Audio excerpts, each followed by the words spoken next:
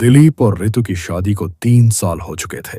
दिलीप एक दुकानदार था, मेहनती और जिम्मेदार, लेकिन रात के समय वह ऋतु को वह सुख और संतुष्टि नहीं दे पाता था जिसकी ऋतु को चाह थी। ऋतु जो खूबसूरत और जीवंत स्वभाव की थी, इस कमी से धीरे धीरे तंग आ चुकी थी।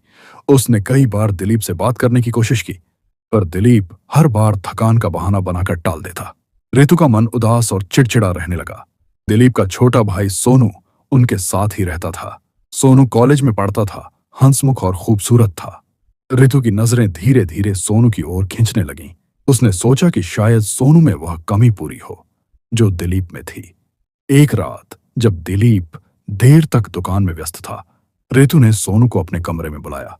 उसने हल्की मुस्कान और नजाकत भरे अंदाज में बात शुरू की और कहा, सोनू, तुम इतने समझदार और केयरिंग हो, दिलीप को भी तुमसे सीखना चाहिए।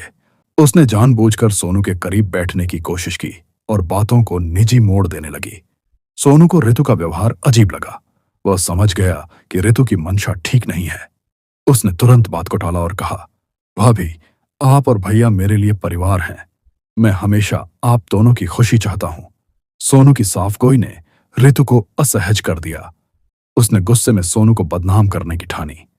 अगले दिन उसने दिलीप से झूठ बोला कि सोनू ने उससे छेड़खानी की। दिलीप गुस्से में सोनू से भिड़ गया, लेकिन सोनू ने शांति से सच बताया और कहा, भैया, मैं आपका और भाभी का सम्मान करता हूं, मैं ऐसा कभी नहीं कर सकता। दिलीप को सोनू की बात पर भरोसा था। उसने ऋतु से सवाल किए और ऋतु की हिचकिचाहट ने उसकी सच्चाई उजागर कर दी। दिलीप को गहरा दुख हुआ, लेकिन उसने ऋतु को समझाया कि रिश्तों में विश्वास और खुलापन जरूरी है। ऋतु को अपनी गलती का एहसास हुआ। उसने रोते हुए दिलीप और सोनू से माफी मांगी। दिलीप ने ऋतु को माफ कर दिया और वादा किया कि वह उनकी शादी को बेहतर बनाने की कोशिश करेगा। लेकिन ऋतु नहीं मानी। ऋतु ने भी फैसला किया कि वह अपनी भावनाएं खुलकर बताएगी। सोनू ने भी सब भूलकर नई शुरुआत की।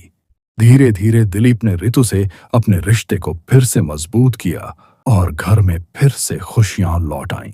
ऐसी और कहानियां देखने के लिए हमारे चैनल को लाइक और सब्सक्राइब करें।